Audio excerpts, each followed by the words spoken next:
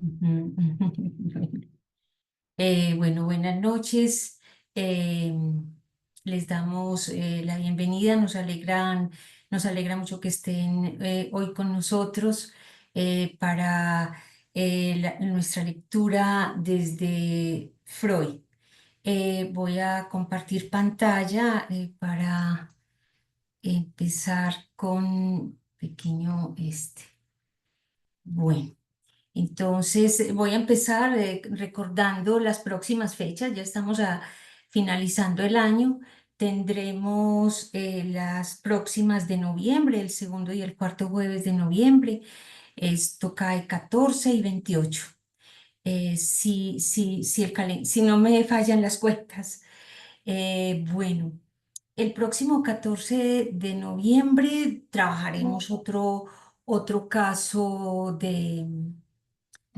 trabajaremos otro caso de Charcot mirado a la luz de las críticas de Freud, las puntuaciones de Freud que van abriendo pues el camino al psicoanálisis. Y luego, el 28 de noviembre, tendremos una actividad muy especial de la que ya les voy a hablar y ahí saldremos a vacaciones. Tendremos vacaciones hasta el segundo jueves de febrero del 2025. Entonces, para que lo tengan en cuenta en sus calendarios, este 28 de noviembre, que será la última del año, queremos invitarlos muy especialmente a la presentación que haremos de la primera de las publicaciones de lecturas fundamentales de psicoanálisis. Es una serie que hemos llamado Catálogos. El catálogo número uno lo titulamos ¿Qué entiende el psicoanálisis por historia? Dice que es con el apoyo de la biblioteca, de la Comisión de Biblioteca de la ANEL Medellín del 2022-2024, cuya responsable es Luz Helena Gaviria, porque fue a raíz del trabajo conjunto en el ciclo de lecturas de este año que surge la idea, que surge la pregunta, ¿qué entiende el psicoanálisis por historia? Seguramente ustedes todos saben, hicimos un ciclo de lectura con biblioteca como una contribución a las próximas jornadas de la ANEL en Bogotá, que se llama El cuerpo en la psicosis. Y nosotros trabajamos sobre el cuerpo de Joyce. ¿Qué era cómo leyó Lacan el cuerpo de Joyce a través de su escritura? Lo titulamos Lacan, lector de Joyce y del cuerpo. Pero hicimos una sesión inaugural sobre la historia, eh, una historia de la locura en Colombia. Era la pregunta que hacíamos a raíz del libro de Jairo Gutiérrez, Locura y Sociedad. Entonces, leyendo ese libro que nos llamó la atención, que hubiera una historia de la locura en Colombia, tal vez algunos recuerdan, nos preguntamos, ok, pero los psicoanalistas no somos historiadores, ¿qué entiende el psicoanálisis por historia? Entonces nos pusimos en el grupo de lecturas hacer una selección de las referencias de Freud y de Lacan a la historia. Y eso es una cosa impresionante, sorpresiva, impactante, nos revuelca todo lo que nosotros pensábamos de la historia, aún desde el psicoanálisis. Entonces lo quisimos editar, publicar y compartir. Entonces, vamos a hacer la presentación. Biblioteca pues nos ha apoyado en ese trabajo, que es además un homenaje a Mario Elkin Ramírez, quien había empezado ese trabajo de biblioteca con nosotros de lectura y pues como sabemos, la muerte llegó y no lo dejó continuar con nosotros. Pero en memoria de él también quisimos sacarlo para este año. Lo vamos a presentar en las jornadas, lo empezaremos a vender el 31 de octubre en las jornadas de la ANEL, pero después, en noviembre, queremos hacer una presentación formal de esta selección, em, pero no sola. sino en tripleta hacia una historia de la locura en Colombia, pero que incluye el psicoanálisis de orientación lacaniana. Es como para que empecemos a caminar como en ese pensamiento, porque hay historia de la locura, hay historia de la psiquiatría, hay historia de psicoanálisis, pero no una historia de la locura en Colombia que incluya el psicoanálisis de orientación lacaniana. Entonces eso es como para irlo pensando, es como uno de los frutos o de las semillitas que nos quedó del trabajo de este año. Entonces los invitamos muy cordialmente. Esta tripleta está constituida por 3 libros que son Locura y Sociedad, el que empezamos leyendo, del que nos habló Jairo Gutiérrez Avendaño. Es un documento inédito y asombroso sobre lo que es la historia, lo que ocurre cuando empiezan los primeros hospitales mentales aquí en Colombia, en Cali, Medellín y Bogotá. Luego está el nuestro, que este es el nuevo, este es el que va a empezar a venderse a partir del 31 de octubre, presentaremos el 28 de noviembre y sobre el que seguiremos pues trabajando. Y nos va a acompañar muy especialmente la autora Dina Rack de esta novela que se llama Parirás con dolor, que me parece que es una contribución a la historia de la locura en Colombia, porque es la mamá de Dina. Ella la entrevista, es una señora que tuvo episodios psicóticos desde sus 22 años hasta los 80, y antes de morir, Dina tuvo la feliz idea de hacerle una entrevista a ella sobre lo que fue todo ese trayecto, toda su historia de locura, ¿cierto? Cómo ella lo vivió, las cosas que pensaba.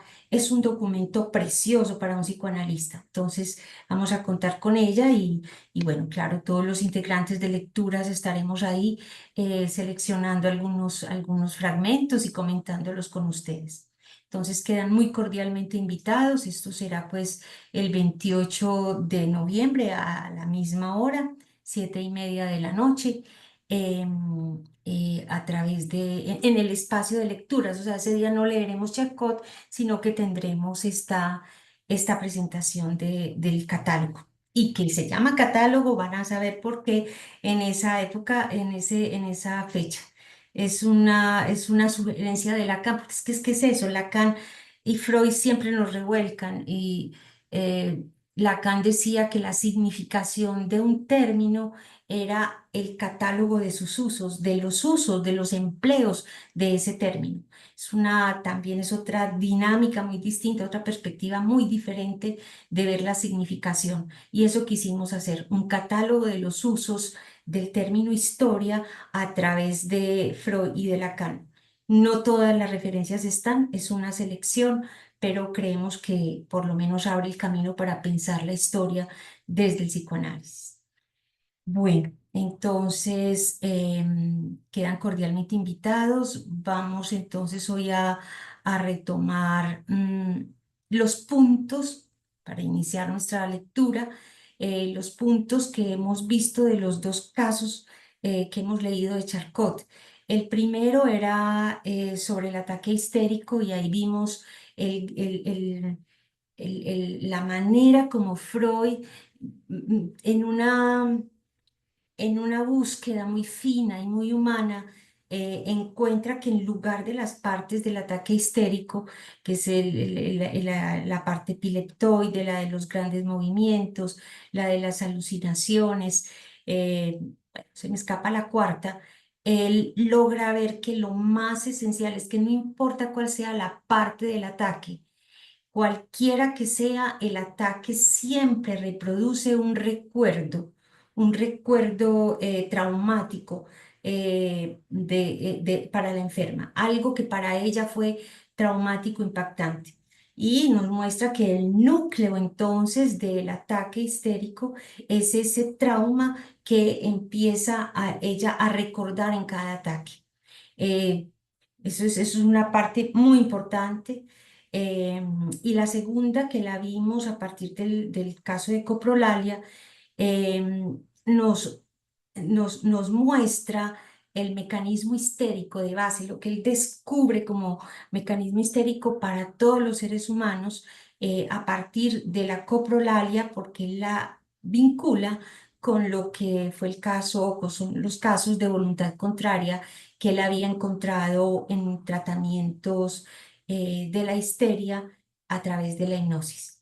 Entonces, es con esas dos cosas, el el recuerdo traumático como núcleo del ataque histérico y el descubrimiento de ese mecanismo, la elucidación de ese mecanismo, es decir, el sujeto vive algo, no quiere recordarlo, no lo recuerda, pero el hecho de que no lo recuerde no quiere decir que no exista, que no siga teniendo efectos en él. Y es lo que ocurre, es el efecto de la voluntad contraria. Lo vimos pues con el caso eh, en el caso del tratamiento el tratamiento con hipnosis de una histeria, la mamá que quería amamantar a su hijo y no podía. Entonces la voluntad contraria era de ella misma, que se había en algún momento pensado que no lo iba a alimentar. Es la voluntad inconsciente. Y en el de la coprolalia, entonces decía cómo los muchachos bien educados a veces les daban estos ataques de coprolalia, que era equivalente, decía Freud, a los ataques también de las monjas en la Edad Media, que en voluntad contraria comenzaban a decir expresiones obscenas, ¿cierto? Todas en relación con la sexualidad. Es decir, todo aquello que se habían prohibido pensar, decir sí, o simplemente imaginar. Con esas dos cosas, recuerdo traumático y mecanismo histérico que explica esos ataques, vamos entonces al tema de hoy. Los tics y las obsesiones de Charcot a Freud. Voy a quitar aquí esto y hoy vamos a empezar al revés. Hoy vamos a trabajar sobre, eh, empezamos con el caso de Charcot y luego el comentario de Freud. Pero me parece que hoy podemos empezar al revés porque el comentario de Freud es más breve y creo que nos da luces para leer el caso de Charcot, que es mucho más amplio hoy, es más extenso. Les voy a presentar la puntuación de Freud.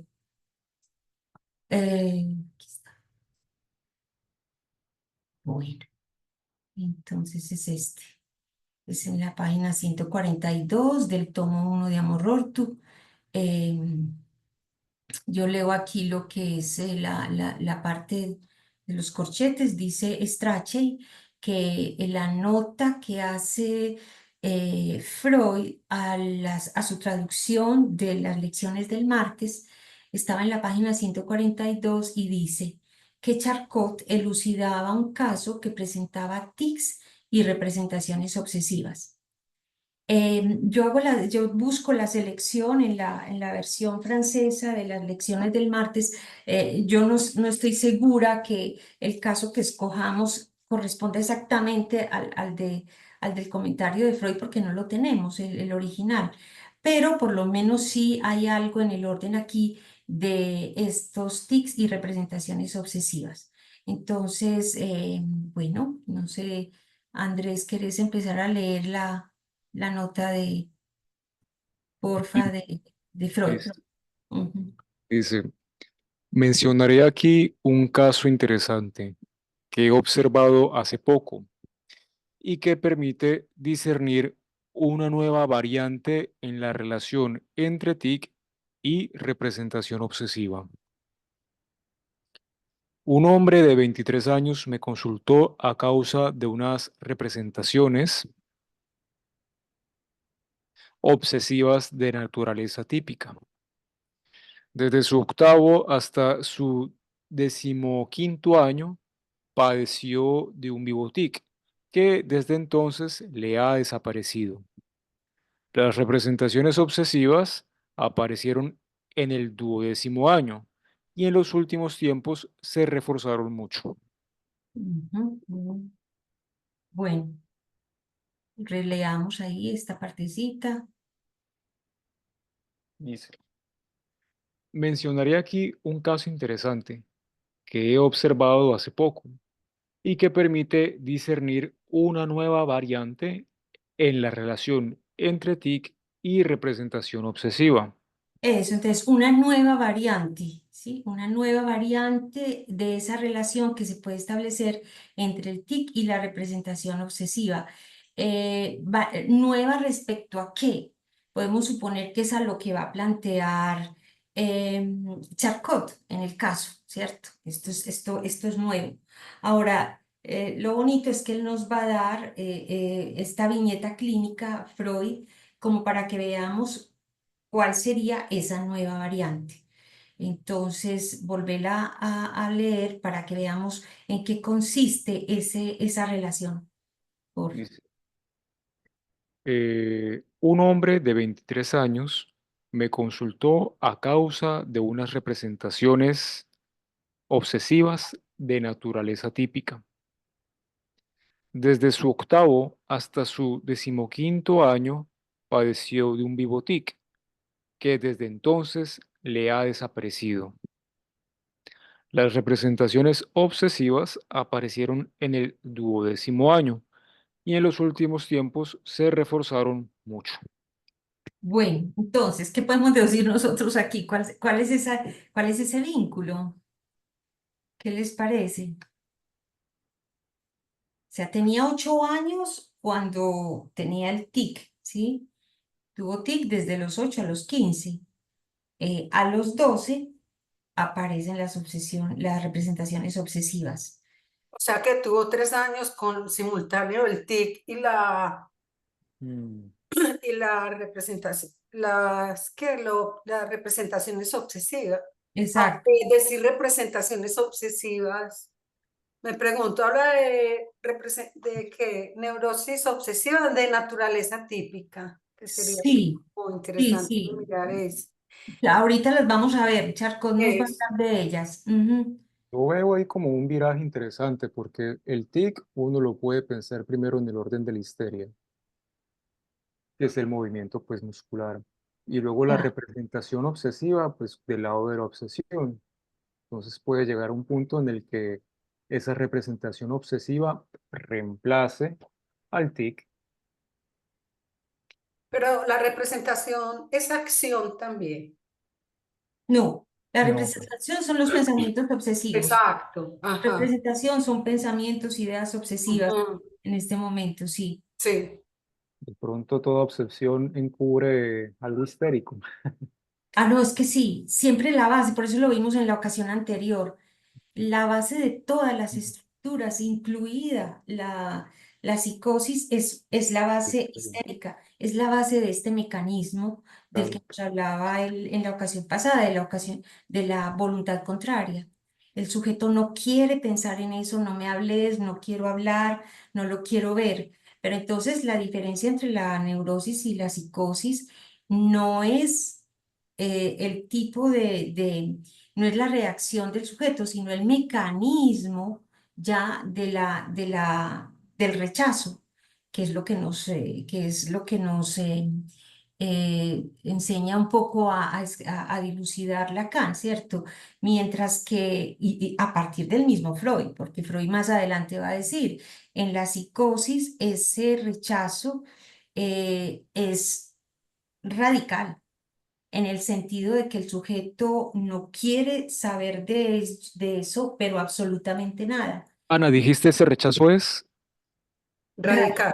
radical. Listo. Radical. Él no quiere saber, se comporta como si nunca hubiera llegado a su conciencia. Es algo del orden que entonces en ese sentido pues va a retornar después en lo real, en las voces, en las alucinaciones. Mientras que en la neurosis ese rechazo se llama represión, porque quiere decir que el sujeto no quiere saber, pero en términos de la represión, él sabe, él acepta que hay algo que rechazó y queda funcionando allá como voluntad contraria y retorna pero en síntomas desde el mismo, ¿cierto? No los desconoce, sabe no sabe exactamente qué es, pero sí sabe que es algo que está en él. Entonces, el mecanismo es el mismo y ese mecanismo es el que él descubre en la histeria, con el mecanismo de la voluntad contraria, ¿sí? Exactamente. Entonces, estás en lo cierto. Entonces, siempre hay que tenerlo en cuenta que hay esa base, por eso digo, es que esto es abriendo camino a psicoanálisis. A mí esto me encanta ver esto desde el principio, cómo él aísla el mecanismo y no necesariamente el mecanismo histérico es solo de la histeria, no, es Mm. de todo el mundo, es la condición humana, es lo que la hipnosis le enseña. Ujú. Eso es lo que él nombra como la protohistérica, ¿verdad? No, no, no, no, no. No, No, ok, el mecanismo histérico, dejémoslo en mecanismo. Mecanismo es cómo procesas vos aquello que viene del exterior o que te exige un trabajo. ok. Y como lo vimos con lo de la definición de trauma, ¿cierto? Es aquello que el sujeto de lo que no quiere saber en un determinado momento porque fue algo absolutamente fuerte para él. Ujú. Entonces es eso, creo que sí, estamos de acuerdo. Aquí uno podría decir que la representación obsesiva reemplaza al tic, ¿cierto? Pero, como lo señalaba Marlene, aquí en este caso coexiste. Desde los 8 a los 15 estaba el tic, pero a los 12, quién sabe por qué, aparece la representación obsesiva. Cuando desaparece el tic a los 15, se refuerza la representación obsesiva. ¿Mm? Y bueno, ya tiene 23 años este señor y en los últimos tiempos se refuerza. Muy bien. Bueno, estamos buscando esto. Vamos a ver qué nos dice entonces Charcot, qué es lo que Freud está eh, puntuando en lo de Charcot. Es este. Bueno, entonces esta es la novena lección, es lo que ocurre en la Policlínica del martes 21 de febrero de 1888. Es el tercer enfermo que él examina ese día. Es un hombre de 21 años y tiene el título de tic convulsivo con coprolalia. Pero también faltaría ideas obsesivas, lo vamos a ver.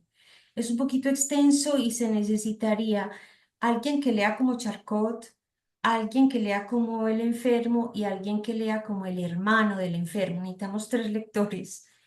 Bueno, ¿quién se ofrece? Vale, yo voy como Charcot. Bueno, Yo me ofrezco si listo. todavía buscan Claro, ofrecidos. sí. Contestas como el enfermo. Sí, Lees de como acuerdo, listo, sí. ¿Y cuál es listo. el otro interviniente? El Ah, hermano bueno, del yo soy el enfermo. hermano. El hermano del enfermo al final. Ok. Y yo leo las acotaciones. Muy bien. Bueno, Bueno, entonces adelante. Listo, dice. ¿Cuántos años tiene? 21 años. ¿A qué se dedica? Soy empleado en la compañía de León ¿Desde cuándo está enfermo? desde los 7 u 8 años. ¿Qué le pasa? Movimientos de los brazos, del hombro, de las piernas. Sí, vemos sacudidas bruscas como eléctricas. ¿Ha sido alguna vez más fuerte? Sí, a veces es más fuerte. ¿En qué circunstancias es más fuerte? ¿Es cuando está molesto? Sí, señor, y cuando tengo que trabajar mucho. ¿A veces grita usted? Sí, señor. Reconocerán de inmediato, por haber visto varios casos similares ya este año, que se trata aquí de tics convulsivos. ¿No le sucede a veces, en lugar de gritar, proferir una palabra grosera? Sí, a veces digo, nombre de Dios, maldita sea. Sin ninguna razón, a pesar suyo, este es un ejemplo de lo que M. Giles de la Tourette ha llamado ingeniosamente la coprolalia. Este es un acompañamiento frecuente de los grandes tics. En presencia de estos hechos, es probable que el interrogatorio nos permita constatar en el sujeto la existencia de ciertos fenómenos psíquicos, así como en la historia de la familia, marcas neuropáticas más o menos acentuadas. ¿Tiene manías? Sí, Por la noche, cuando vuelve a casa, ¿tiene algún hábito especial? Dice usted que tiene manías. ¿Hace a veces ciertas cosas sin ninguna razón? Cuenta a veces 3, 5, 7 cuando abre una puerta. Por la noche mira debajo de la cama 3 o 4 veces.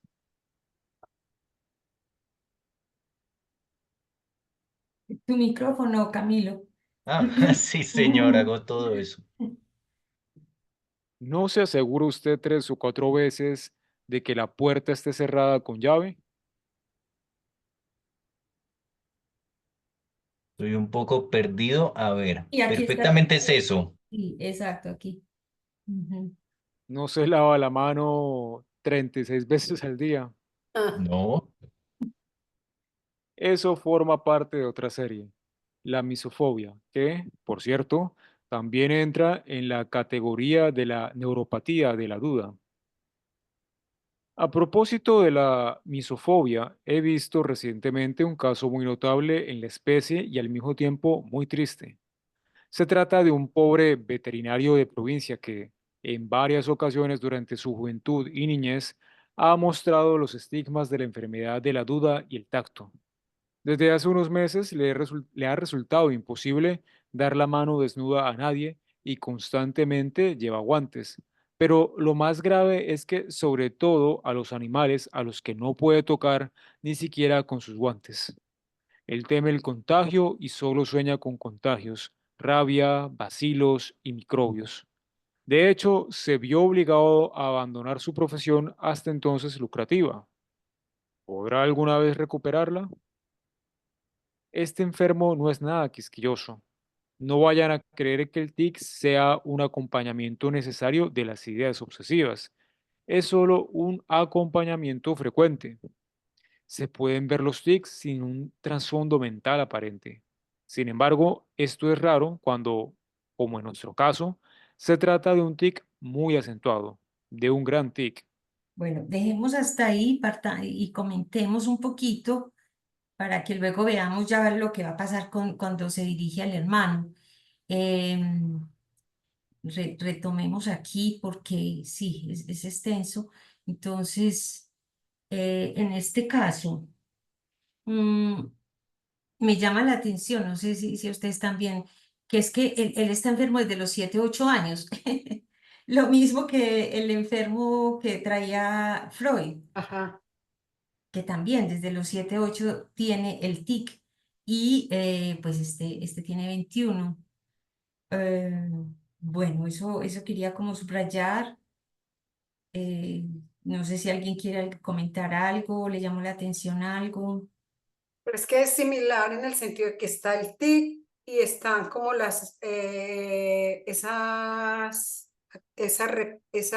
porque ahí ya no son ideas, sino que es la obsesión por certificarse, la puerta quedó cerrada, mirar varias veces debajo de la cama, y como que lo que le dice Charcot es como si ya lo supiera, pues porque mire que la mayoría de esos síntomas, él dice con toda certeza que sí. Ujú. Entonces el tic y las obsesiones, no sé cómo se dirá, acciones o qué, Obsesivas. Él dice, sí. sí, obsesiones, todo esto que él Ujú. describe. Pero bueno, antes de eso, veamos nuevamente el TIC. ¿En qué consiste el TIC? Ana, a mí me Sí. llama la atención es eso de lo que pasa en la vida del, del ser humano a esos 7 u 8 años. Pues claro que es muy poquito, muy poquito muestra, pues, pero se me ocurría que de pronto en esa época era donde entraban al colegio y, y de pronto en la entrada es algo que traumatiza pues como a los niños. digo yo, pues, como pensando qué pasa en 7 u 8 años en la vida del hombre. Exacto. Y sobre todo de un obsesivo. Ujú. Sobre todo de un obsesivo. Ahora, el caso de Freud mostraba, claro, pues, pero porque Freud, ya la puntuación de Freud va más allá de lo que es la búsqueda de Charcot. Recuerdan que Charcot hace, esto es magnífico lo que está haciendo, esto no se había hecho antes, ¿cierto? Ujú. Pero él va con una idea, encontrar la causa y llegar a que la causa es hereditaria. Esa es Ujú. su idea, ese es su monotema. Freud ha ido más allá de eso. Y fíjense cómo subraya, o el caso mismo de Freud lo muestra. eh, el tic empieza a los 8 y termina a los 15. Y las representaciones obsesivas empiezan a los 12. ¿Y qué pasa en la vida de un ser humano y de un hombre cuando está entre los 12 y los 15 años? ¿En qué periodo está? Pubertad, adolescencia, Exactamente. redescubrimiento de la sexualidad. Exactamente, exacto. Ese cambio corporal, todo lo que tiene que ver con la sexualidad en ese momento. Ahora, ¿por qué el tic empieza a los 7, 8? Que yo he tenido también analizantes y sí, obsesivos y tienen algunos tic. Y siempre es como por esa época, 6, 7, 8 años, porque en la neurosis obsesiva hay una moralidad muy fuerte. Son seres que por muchas razones hay una, hay una represión casi que innata frente a todo lo que tiene que ver con la sexualidad. Entonces, daría como que el tic empieza en ese momento en que la escuela exige que haya toda su disponibilidad para el aprendizaje, ¿cierto? Estamos ya casi saliendo del periodo de latencia, porque el periodo de latencia empieza desde los 6, 7 años más o menos. Ustedes saben que la sexualidad infantil implica desde el nacimiento hasta más o menos los 5 años, final de los 5 años, 6, y ahí empieza el periodo de latencia, donde toda las manifestaciones sexuales infantiles y todas las preguntas que el niño tiene en ese momento, eso es toda un periodo muy convulsivo respecto a esos descubrimientos del cuerpo, la sexualidad, la muerte, etcétera. Pero ya cuando llega a la escuela, a la época de la escuela, que me imagino que esta gente está empezando la escuela en ese momento, no tanto a los 6, pero sí a los 7, 8 más o menos. Viene también la época de la preparación religiosa, que la primera comunión, es decir, que todo lo que tiene que ver con la sexualidad está por fuera, va a quedar por fuera. ¿Y cómo viene? Como voluntad contraria, en un tic, en un tic. Miren el tic de él, que es bien particular, movimientos de los brazos, del hombro y de las piernas. Es un tic, dice Charcot, como que lo ven, ¿cierto? Lo están viendo ahí. Sí, vemos sacudidas bruscas como eléctricas. Y aún así le pregunta que si han sido más fuertes. Dice que sí, eh, cuando está molesto, dice, y cuando tiene mucho trabajo. Y ya de ahí él va a cambiar de tema. Ya aquí, voy a ponerlo acá, va a cambiar de tema, pasa de explorar lo del tic a explorar lo de la coprolalia, ¿sí? Lo del grito. Ana, y visto así, ese Mm. tic es muy, se me fue la palabra, Mm. perturbador. Porque Sí, mira, movimientos de brazos, hombros y piernas y son como sacudidas bruscas, como eléctricas. exactamente, sí.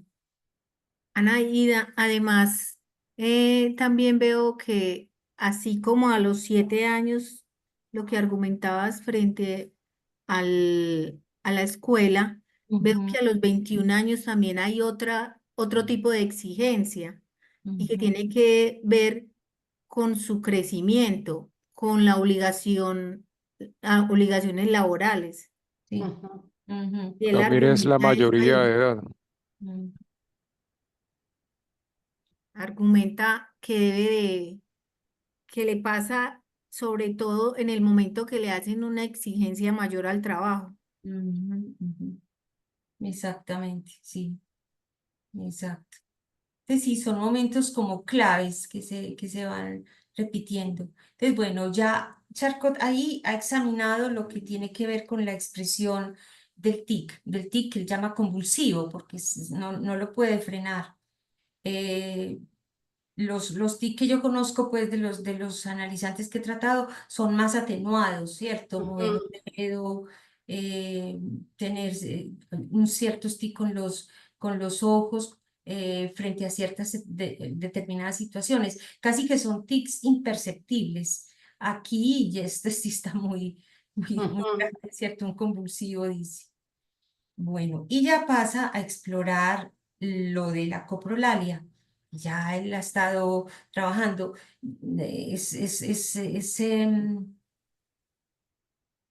Yo no sé si que sea frecuente ahora que alguien diga, vea, voy a ir a análisis a tratar un tic.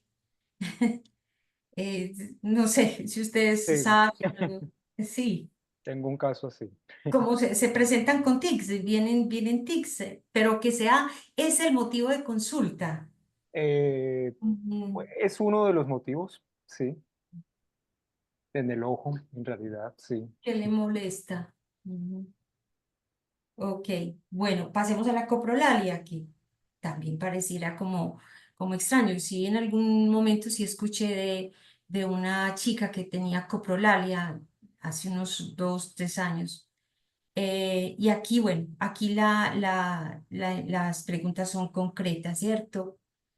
Eh, Dice que sí, él dice, reconocerán de inmediato por haber visto varios casos similares ya este año que se trata aquí de tics convulsivos, como que eran frecuentes en esa época. Entonces ya aquí la pregunta, pues por lo que dice, ¿cierto? Que si no le sucede a veces en lugar de gritar, proferir una palabra grosera, tan charro, sustituye el gritar por la palabra grosera y dice, sí, a veces digo esto, maldita sea. Ujú. Bueno, y la explicación. Mira, relee la explicación, por favor, Andrés. Dice, sin ninguna razón, a pesar suyo, este es un ejemplo de lo que M. Giles de la... El señor Gilles de la Tour, este es ah, el señor. Monsieur Gilles de la Tourette ha llamado ingeniosamente la coprolalia. Este es un acompañamiento frecuente de los grandes tics. Mire, pues ni idea. O sea, estamos en una etapa muy descriptiva, pero que de todas maneras nos sirve, ¿cierto? Que los grandes TIC, por eso él va y pregunta, porque están acompañados de TICs. Ahora, en general, eso también lo encontramos tanto en Freud como en Lacan. En la neurosis obsesiva siempre hay esa tendencia eh, o una relación muy particular con las palabras oeces, ¿cierto? Con las maldiciones. Me llama la atención aquí que lo pongan en relación. No lo había asociado, pero parece que sí. Es un acompañamiento frecuente de los grandes tics. Hay unos obsesivos que son, vamos a decir los términos coloquiales, que son muy palabrosos, ¿sí? No tienen problema en decirlos, pero hay otros que sufren porque no lo dicen, porque no están acostumbrados a decir palabras soeces. Pero eso no quiere decir que esas palabras no los atormenten de manera inconsciente. Y esas maldiciones también, adiós, etcétera. Ujú. Eso, bueno, listo. Seguí, por favor. Releamos en presencia. En presencia Amén. de estos hechos, Sí, No, qué pena que interrumpí. Que es que me Tranquila. llama la atención la atención es que porque eso es, pues porque la palabra que escogen eso es, podría ser palabras, por ejemplo, místicas, pues yo no sé cómo nombrarlas, pues, pero tiene que ser soez, pues, o es soez la palabra que acompaña ese tipo. Eh, no sé si me hago entender, Sí, pues la sí. escogencia de la palabra, la elección de la palabra, eh, me parece pues que es Sí, y hay que como- diferenciarlas porque unas van en el orden de las maldiciones que son dirigidas a Dios, ¿cierto? Lacan tiene en el seminario 5 el caso de una señora obsesiva que era inevitable que pasara por cierto lugar sagrado y lo que se le ocurría era todos los insultos para Dios, ¿cierto? Era inevitable. Recuerdo mucho ese ejemplo. Entonces, esas tienen que ver, son en relación son un índice, o son una vía de la relación del obsesivo con el gran otro, con Dios, con el gran otro, con suponer que hay alguien que sabe más que él. como rabia, como una expresión de rabia. De rabia y de interrogar, sobre todo de interrogar si sí es verdad, que el otro tiene la Mm, última palabra, que el otro decide, que el otro lo sabe todo, porque él, en tanto que obsesivo, quisiera tener también esa función de autoridad, pero se muere de miedo, no quiere, le cuesta mucho. ¿M? ujú, Quisiera de otra manera, quisiera ser como el padre, pero se muere de miedo. Entonces mejor pelea con él, lo interroga, ujú, todo lo que quiera con tal de no. Entonces el trabajo analítico, Lacan dice, es muy difícil de trabajar con el obsesivo, esa relación con el gran otro, es de lo más difícil que queda porque implicaría que él mismo pueda creer en su propia palabra, pueda ser garante de su propia palabra. Y eso es un trabajo largo, difícil, por muchas otras razones, pues que no podemos entrar aquí. Y otra cosa ujú, son los insultos, cuando ya no son maldiciones, ¿cierto? Referidas a Dios, son los insultos para el otro.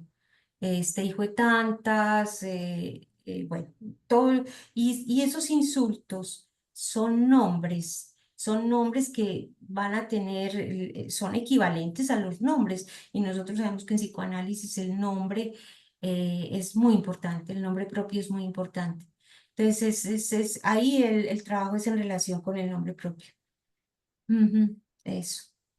bien. Tanto Lacan, Freud, em, no creo que es Lacan que menciona el caso del hombre de los lobos, si no estoy mal, que en un determinado momento está tan enojado con sus papás, creo que con el papá, que empieza a insultarlo.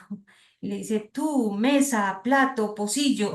Está muy chiquito, pero son los nombres como para insultarlo, como para nombrarlo de la Es rabia. el hombre de las ratas, sí, Es el sí, de las Ana ratas, Victoria. es Es el el de las hombre de ratas, las sí. ratas, está muy pequeño Sí. y claro, usa como que hay una descarga que tiene que hacer y Claro. no tiene vocabulario, entonces empieza a usar nombres de cosas y dice lámpara, mesa Ajá, y sí. enojadísimo. Que- Exactamente, exactamente, pero mira que es la cuestión del nombre, ¿cierto? Sí, es el nombre de las ratas, que es obsesivo 100%. Con el hombre de los lobos está la psicosis, pero es el hombre de las ratas, sí, gracias. Entonces es eso, el hombre de la rata no tenía un medio como el que hay ahora, donde se escuchan palabras todo el tiempo, no. Y bueno, acude a esto, es muy bonito. Todo el trabajo con el nombre. Bueno, sigamos entonces, sí. Y Ese, además que son, perdóname, ya al final, que estos insultos y todas estas palabras o veces tienen que ver mucho con las pulsiones, ¿cierto? Son como los primeros significantes que tienen que ver con toda la función anal, por ejemplo, ¿cierto? Mierda, es un significante que algunos le llaman S1, ¿cierto? Son S1 ahí que están muy libidinizados, por decirlo así, por todo el complejo anal. Bueno, sí, seguí. Algo de lo invocante podría pensarse ahí o no. De lo invocante, Ujú. de lo nombrante más bien. Ok, Creo que de lo nombrante, de que nombra, ¿sí? ¿Quién nombra? ¿A quién nombra? ¿Qué se nombra? Porque invocar es llamar a los dioses, ¿cierto? Es distinto. sí. Sí, lo estaba pensando en la relación con el otro porque si Mm. yo le digo maldición, rayo, bueno, claro que tú hiciste la diferenciación entre, sí, yo lo pensaba era por el insulto, porque si el insulto está dirigido a un otro, entonces puede ser que la persona piense que el otro también lo está insultando, por eso lo insulta primero. Mm. Lo que está es buscando su propio nombre. Ok, Ese es el asunto. Más allá de la ofensa, ok, más allá de la ofensa, es que está buscando su propio nombre. Mm. vale, listo. Bueno. En presencia de estos hechos, es probable que el interrogatorio nos permita constatar en en el sujeto la existencia de ciertos fenómenos psíquicos, así como en la historia de la familia, marcas neuropáticas más o menos acentuadas. Eso, ahí es donde él está buscando, ¿cierto? Él va a empezar. Estos hechos, los tics, la coprolalia, eh, permita constatar la existencia de ciertos fenómenos psíquicos, así como la historia de la familia, es decir, las marcas neuropáticas, la herencia. Y entonces eso es lo que va a buscar. Yo lo voy a poner en azul para indicar qué es la enunciación de él, lo que él como sujeto está buscando, ¿sí? Lo que Charcot está buscando. Bueno, entonces empieza la interrogación sobre si tiene las manías y estas manías, pues releamos estas manías. Por la noche, cuando vuelve a casa, ¿tiene algún hábito especial? Dice usted que tiene manías. Hace a veces ciertas cosas sin ninguna razón. Cuenta a veces 3, 5, 7 cuando abre una puerta. Por la noche mira debajo de la cama 3 o 4 veces. ¿No se asegura usted 3 o 4 veces de que la puerta esté cerrada con llave? ¿No se lava las manos 36 veces al Pero día? mira, él dice que sí, perfectamente eso. O sea, ¿a qué le dice el enfermo el que sí? Él le dice que sí a estas cosas que hace. ¿M? Pero no se lava las manos 36 veces al día. Esto no. Esto forma parte de otra serie, dice él, que es la misofobia. Pero estas que son, cuenta 3 veces, mira debajo 3 o 4 veces, y esto de asegurarse de que la puerta está cerrada con llave, esto ya va a él a entrar separa lo de lavarse las manos, ¿m? Que es distinto a esto. Y mira lo que releamos el diagnóstico que da, ¿cierto?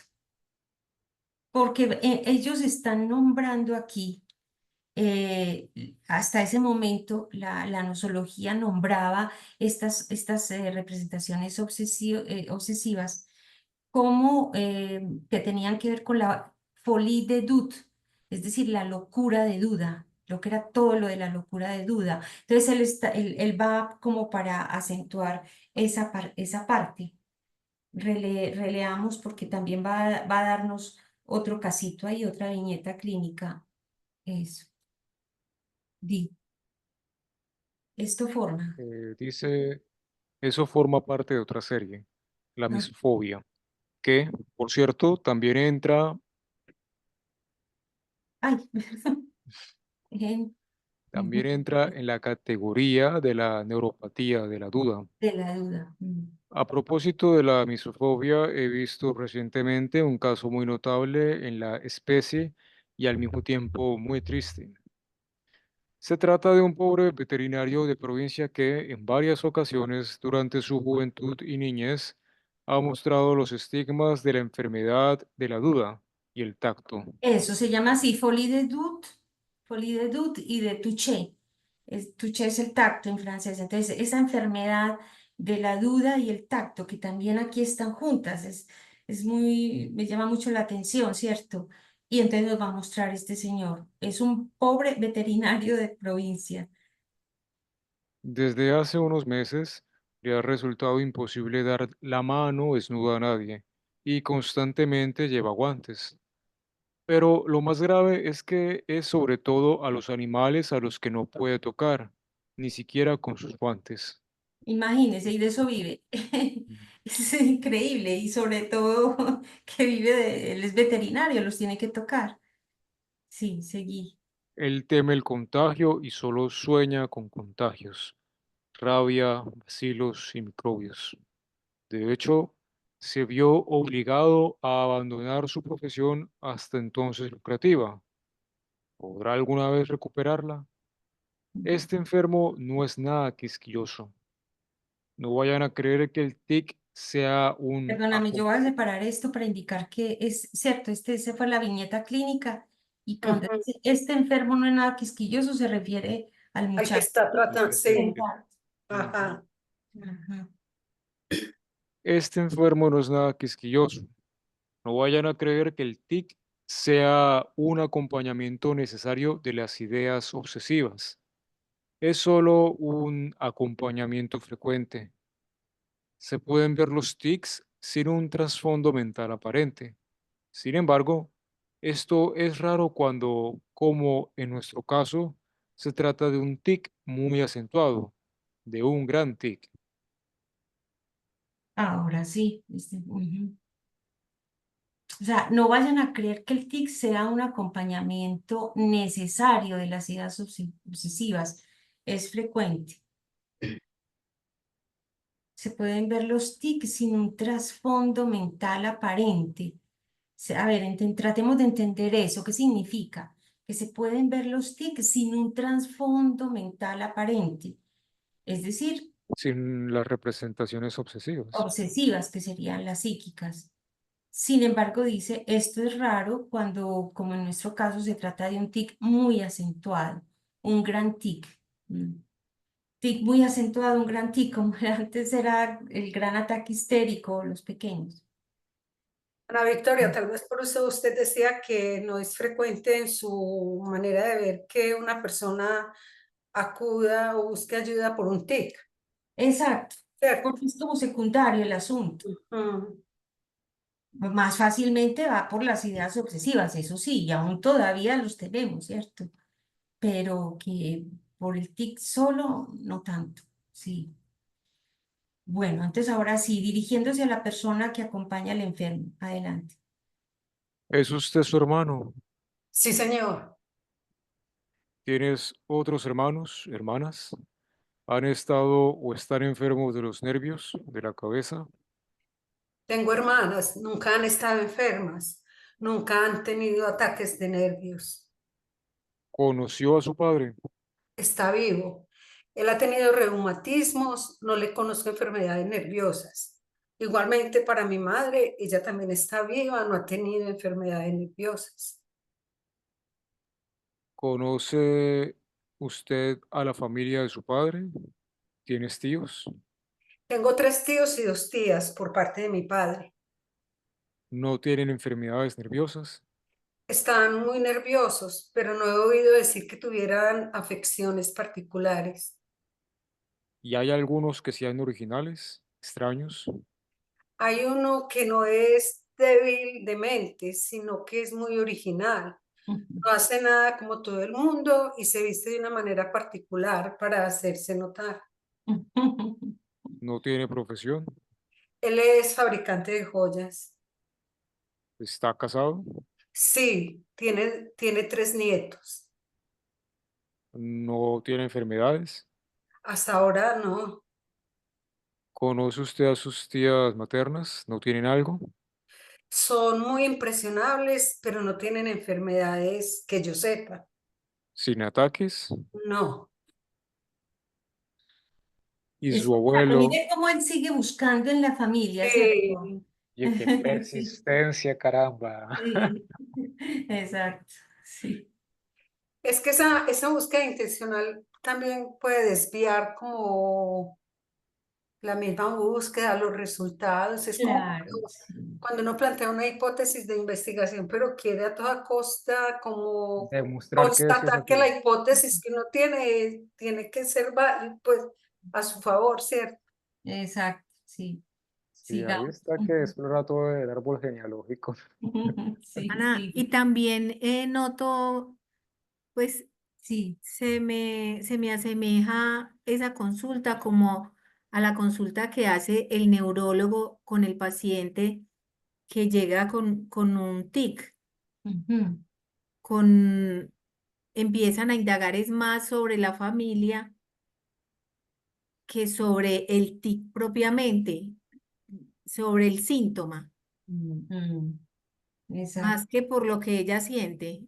Pues lo veo así como reflejado. Ujú. Actualmente, ¿lo has escuchado? Tengo una compañera que sufre de desmayos Sí. y, y él ha acompañado a la cita porque me ha tocado cuando se ha desmayado y yo trabajo ya todo el frente del neurólogo, del Ujú, neurológico. Y en la indagación, pues me pareció muy particular porque después del desmayo ella vino y todo el tiempo la estuvieron indagando sobre la familia. ¿Qué tenía la familia? Si han tenido desmayo la familia, si los abuelos han tenido alguna patología neurológica. Entonces, me parece como estar oyendo esa misma indagatoria. Y no indagan lo que tiene que ver con el cuerpo ujú, y con el síntoma. ujú, Me parece particular eso, que aquí lo veo reflejado en el caso anterior y en este, ujú, la, o sea, es importante el síntoma en el cuerpo, todo está reflejado en el cuerpo, a pesar de que sea correlacionado con la mente, pero ujú. todo está reflejado, es en el cuerpo, como la histeria. Sí, exacto. Sí, sí, por eso es que estamos viendo aquí esto, cómo es que Freud se toma, se desmarca de ahí, o sea, dice, Ujú. no es por ahí el asunto, esto hay que preguntar de otra manera, son otras las razones, eso es lo que estamos viendo, y que pasan los años y no hay progreso en esto de intentar comprender las lógicas de los síntomas, las lógicas de la locura, siempre nos encontraremos con esto, Sí, personas no, que Ana, no totalmente de dan, acuerdo. se desvían, ¿cierto? No son capaces de cogerlo. Existió en la época de Freud y siempre han existido. Entonces, y existirán. Porque no es que ahí yo vuelvo a tomar el partido de Freud en 1890, no es tanto que sea mala voluntad, ¿cierto? Puede haber que haya intereses, lo que usted quiera, pero esencialmente es que el inconsciente en sí tiene en su naturaleza esto, o sea, si no, no sería inconsciente. O sea, la dificultad de aceptarlo, la dificultad de comprenderlo y sobre todo de aceptarlo, de que existe realmente. Entonces aquí lo vemos a él, sí, yéndose a la genética, a la familia, a ver si es por herencia el asunto. ¿Qué es la explicación cuando no se conoce el psicoanálisis o se le comprende mal o no se le quiere creer? Pues entonces se acude a la herencia, a los genes, bueno, etcétera. Y si, como Es dices, más Ana, eso fácil. persiste, por ejemplo, el Esto, caso que menciono de la persona que me consulta por el TIC, sí. entre las explicaciones que él tiene, ¿no? Es que el papá es rabioso, los tíos son rabiosos, los abuelos son rabiosos, el primo es rabioso, seguramente tengo un tic por rabia. Es, exacto, sí, sí. Pero la herencia, o sea, es por herencia. Sí, Exacto, sí. Bueno, sigamos. Sigue preguntando. Vamos, ¿qué esta parte de la familia va a indagar? dice, ¿y su abuelo, su abuela ha oído decir que tenían algo que les molestara? No, he oído que son muy nerviosos, muy fáciles de excitar. Eh, ¿Tiene primos hermanos? Sí, ¿Y no hay enfermos entre ellos? no. Todo esto es poco importante, a menos que se trate de este original que no se viste como los demás. El raro, el raro. Oye, qué prejuicioso. ¿Cuántos años Sí. tiene? Ajá. 45 años. Ha hecho tonterías desde su punto de vista. Desde mi punto de vista, sí. No podemos avanzar mucho más en el camino de las interrogaciones. Pensaba encontrar algo mejor o peor como ustedes quieran. Sin duda, sería del lado del tío original donde habría que intensificar la búsqueda de los antecedentes hereditarios. ¿Nunca has estado enfermo tú mismo? Yo mismo, cuando era joven, tuve los mismos tics que mi hermano, solo que fueron mucho menos pronunciados. Mi hermana también los tuvo. Dos hermanos y una hermana, los tres afligidos por tics. Ujú. Es raro que cuando hay un tic en una familia, el caso permanezca aislado, pero en unos se trata de una forma benigna, mientras que en otros el mal puede presentarse en una forma grave. En este momento, nuestro enfermo hace esfuerzos por contenerse, pero a pesar de ello se le ve agitarse. ¿Lo has oído, lo has oído gritar a veces y decir palabrotas? Sí, a veces. Pero cuando le da, se va al jardín y allí no se corta. Sí, entonces se deshace con total libertad de su stock de palabras groseras. Esto puede estar relacionado con excesos de trabajo. Él está en una oficina donde trabaja 7 horas al día. Lo que mejor le va es hacer hidroterapia. ¿A qué hora debe estar en su oficina? Él puede pedir un permiso. Se podrá calmar esto momentáneamente. Resta saber si lograremos extirparlo por completo. Eso me parece muy difícil. Ujú, ujú. Sí, a Sigo, veces, sí, decide, sí, comentarios. sí, sigo leyendo, iba a preguntar. No, comentamos este pedacito, ya aquí él ruega al enfermo que se retire, o sea, ya ese fue el diagnóstico, pues, el tratamiento que le va a dar, hidroterapia, una sesión de hidroterapia. Se va a calmar momentáneamente, pero no es seguro, ¿cierto? Que me llama la atención que le ha oído decir palabrotas, ¿cierto? Bueno, encuentra la situación familiar, ¿cierto? Que el tique afecta a todos los hermanos. Em, la solución, unos benignos, otros más graves. Eh, Viene lo de las palabrotas y el hermano dice que sí, cuando le da se va al jardín y allí no se corta, es decir, no se corta de decirlas, ¿cierto? Sí, se deshace con toda libertad del stock. ¿A quién se las podrá estar dirigiendo? Pues porque salir y al que no, y en el jardín donde no lo están escuchando se despliega a decirlas. Ujú, ujú, ujú, Ahora estaba pensando que de pronto esas palabras soeces se las dirigiera a alguien como provocadoramente, pero según esto no parece ser de ese modo. Quién sabe, es que pues aquí no está todavía, pero si fuera un obsesivo, pues ellos maldicen porque sí, porque no, porque tal vez, ¿cierto? Cualquier cosa los enoja y ¡pum! Entonces se va furioso. Es cierto que Charcot, pues lo acabo de pensar, él no pregunta en qué momento en específico resultan estos insultos, ¿verdad? No, no, no, Valdría no. la pena preguntar eso. Sí, claro, ya uno sabe, ya uno preguntaría otras cosas, Pero sí. como él va detrás de la herencia, entonces lo que se No empeña a puede. preguntar que si el abuelo, que si las hermanas, Sí. que si los otros, y la respuesta del hermano lo que hace es confirmar esa hipótesis de que es Mm. herencia, pues las hermanas también lo dicen, o Sí. él. Exacto. Bueno, ya, entonces lo manda a hidroterapia con la esperanza de que se va a mejorar por lo menos momentáneamente. Seguí, porfa.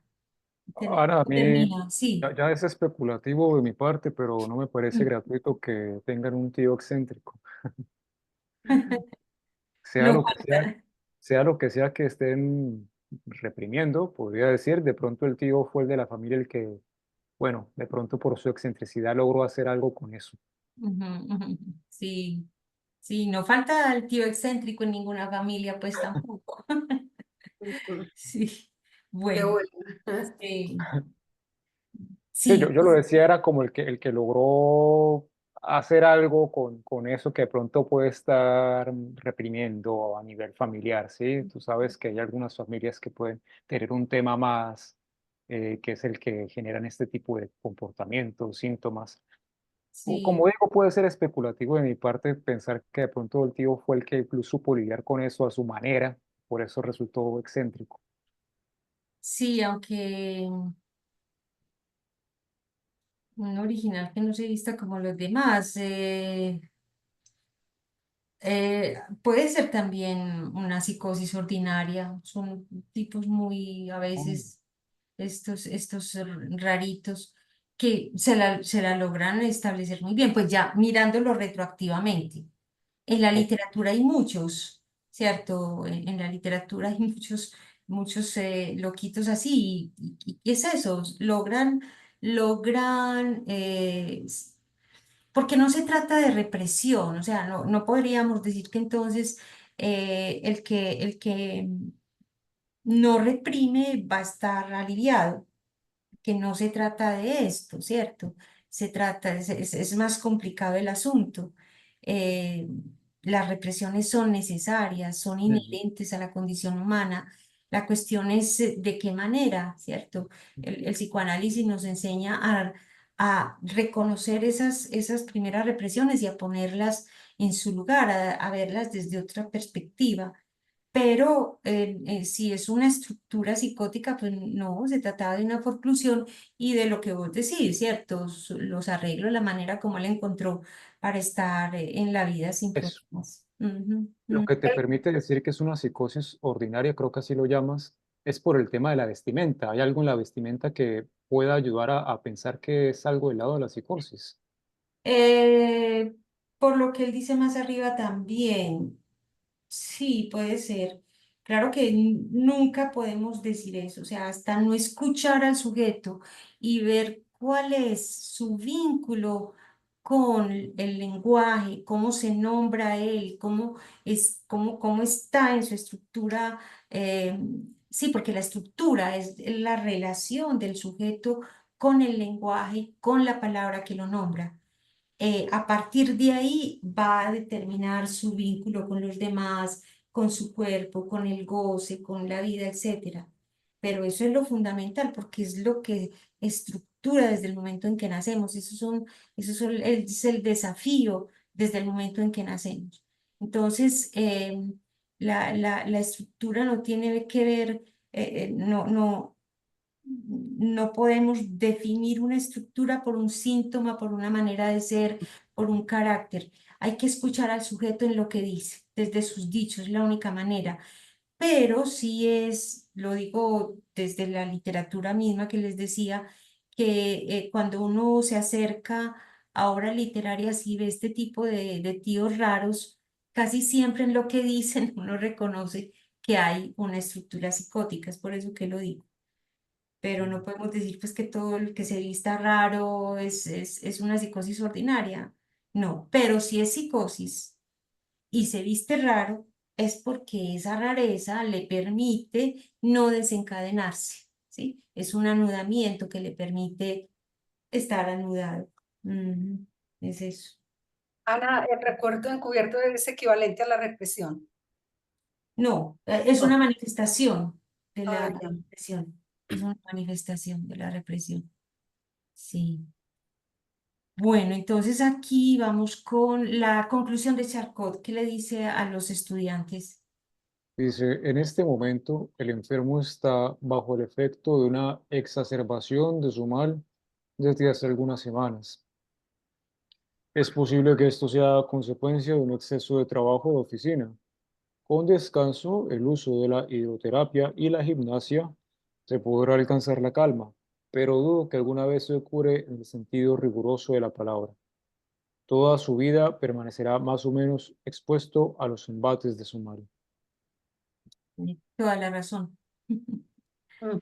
Tiene toda la razón, mientras que no haya análisis de por medio, es muy difícil que haya algún alivio, no cura, pero por lo menos algún alivio sí.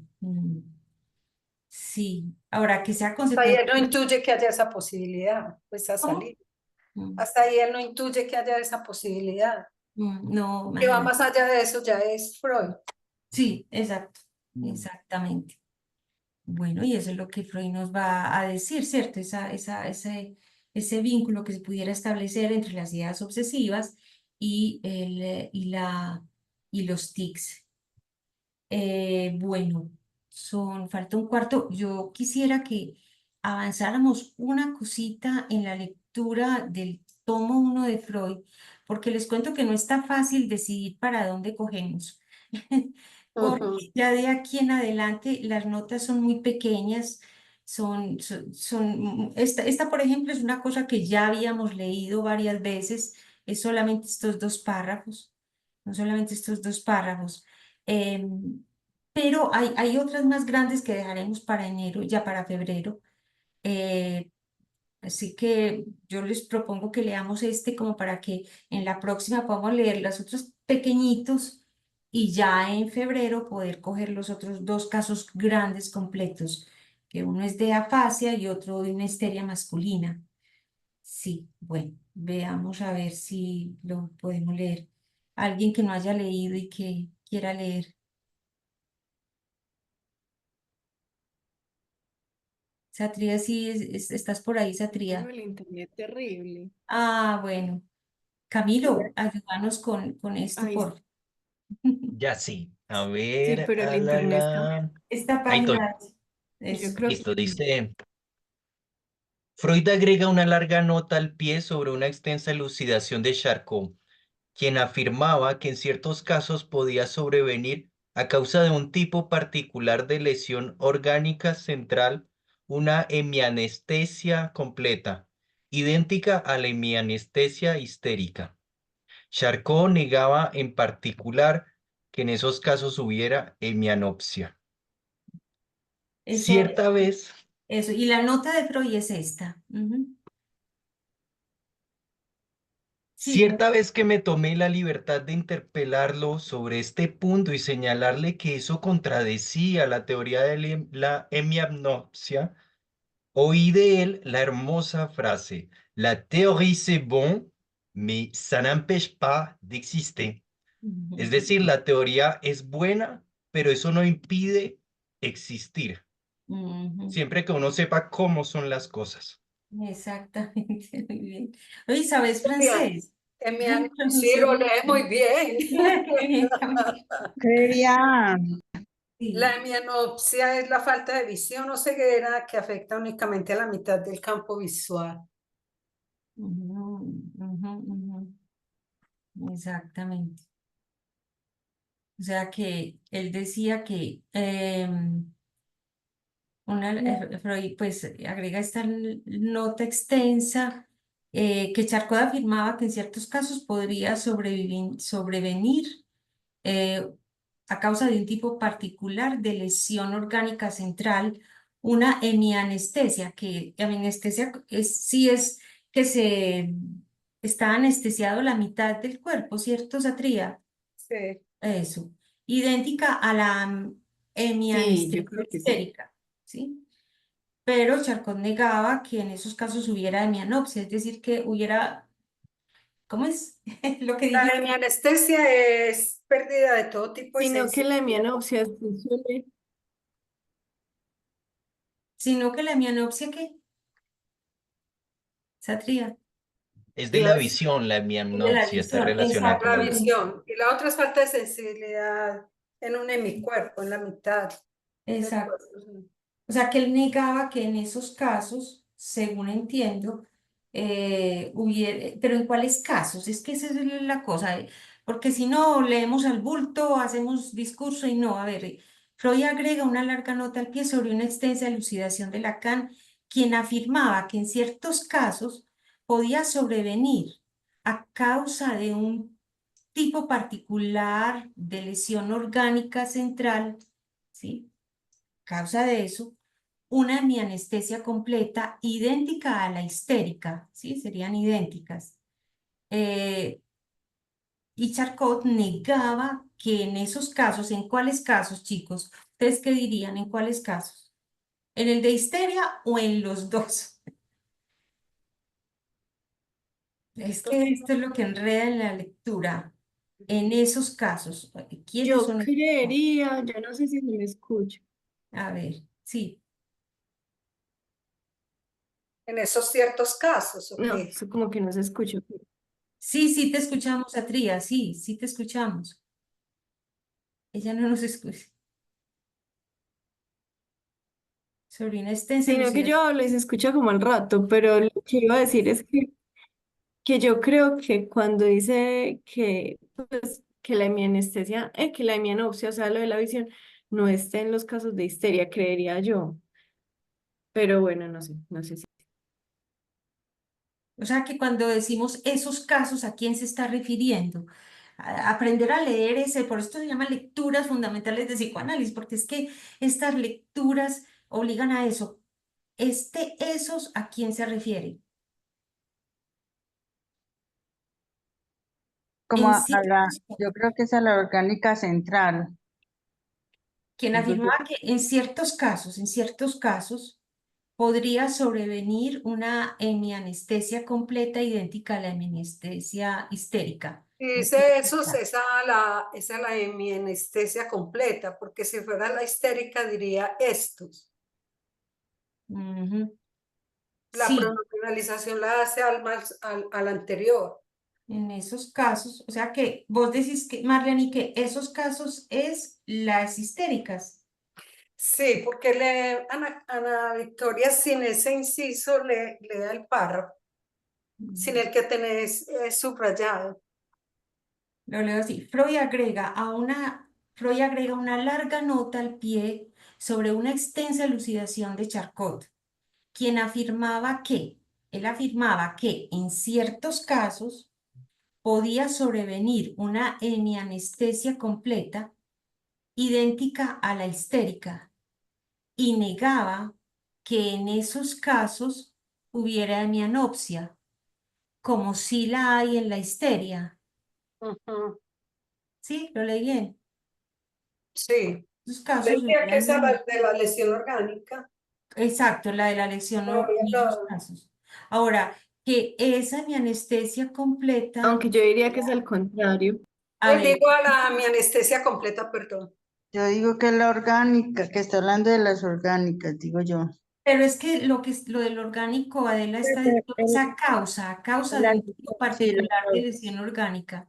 la causa orgánica da una hemianestesia completa. Ujú. Completo sería que también Es- incluyera la hemianopsia. ujú, ujú. Pues digo, no Exacto, sé. una hemianestesia completa. O sea que en la histérica, en la hemianestesia histérica, también debe haber una hemianopsia porque es idéntica a la causada por la lesión orgánica central, o sea, Ujú, la completa. exacto. Y sobre esa base, ¿cierto? Pareciera como que, pues que es algo que sorprende. Es algo que sorprende al mismo Charcot, porque pareciera paradójico. Es como si se hubiera pensado que la hemianopsia fuera solo, si interpreto de un lado, que la hemianopsia, si fuera solo de la histeria, no tendría que tener causa particular orgánica. pero parece que sí. O sea, si eso contradice lo que él había pensado, entonces viene la puntuación de Freud. Cierta vez que me tomé la libertad de interpelarlo sobre este punto y señalarle que eso contradecía la doctrina de la hemianopsia, que dice, es que ahí está el asunto, ¿cuál es la doctrina de la hemianopsia? Que se da, que es orgánica o que se puede dar en la histeria. Ay, casi que no damos, ¿sí o no? Ajá. Y él dijo, la teoría es buena, pero eso no impide que las cosas sean como son, siempre que uno sepa cómo son las cosas, eso sí es, siempre que uno sepa cómo son, eso no impide que las cosas sean. O sea que la doctrina de la hemianopsia es que se presenta o no se presenta en la hemianestesia completa. ¿Y ustedes qué dirían? ¿Que la doctrina es que se presenta o que no se presenta? Que se presente, en la histérica que se presente igual a la que ocurre en la lesión orgánica, o sea, la hemianestesia completa. Exacto, ahí Que se presente. nos falta la ficha de saber cuál es la doctrina de Parece que, de la pues yo hemianopsia. lo que entiendo ahí es que Freud no estaba como muy convencido de esa hemianopsia. Y digo yo, no sé, y dice y el otro le dice es que la teoría es buena, pero ¿qué? Ampache es No ¿qué? impide, no impide que las cosas sean como son. Ujú. Usted puede decir que ahora es de día, pero eso no impide que sea de noche. Mm. La teoría es buena, pero no impide que las cosas sean. Entonces, quedamos ahí pendientes de lo que es la teoría de la hemianopsia, según esto, Ujú. para poder esclarecer bien el asunto. Lo que Exacto. te decía ahorita es que la hemianopsia es la falta de visión o Sí. ceguera, O ceguera, sí. que afecta únicamente a la mitad del campo visual. Sí, ¿qué dice de la causa? Dice que está provocada por una lesión en el quiasma óptico Ah, debido a la afección de Friedl, como que tiene una causa orgánica. Por mm, eso tal vez la contradicción, porque si Charcot negaba en particular que en esos casos hubiera hemianopsia, bueno, no sé, hay que mirar con más. pero si fuera orgánica, causa de Entonces, ese tipo, una hemianestesia Yo como puse en el chat, ¿Qué? chat, que ella puso algo en el chat, miremos. miremos ya. Nos vamos a quedar con esto. Eh, No sé. ¿Qué? ¿En qué página estamos? Dice. Ella pone algo. ¿Y qué nos compartiste, Camilo? En el chat. Pusiste. Catría dice, yo también creo que la hemianopsia no está en la histeria. Ujú, ujú. Comparto Ajá. esa observación. O la primera, que la hemianopsia, que es de la visión, suele ser algo muy neurológico. Ujú, ujú. Pues en Google Ya, tiene causa orgánica. Un ya. esquema de cómo es la hemianopsia, entonces no sé qué, ahí hay un enlace que no se ve qué es. Claro, Y listo. también Ya, creo que la ok, hemianopsia no está en la histeria. Y bueno, ya. ella mandó unas imágenes, pero no se ven. Yo intenté Ya. Bueno, verla y ya, no. ya. Sí, bueno, después las miramos. Pudiéramos dejar esto como Ya. pendiente. Claro, para la próxima. mm, Nos vemos pues en 15 días, muy rico. Muchísimas gracias por la asistencia.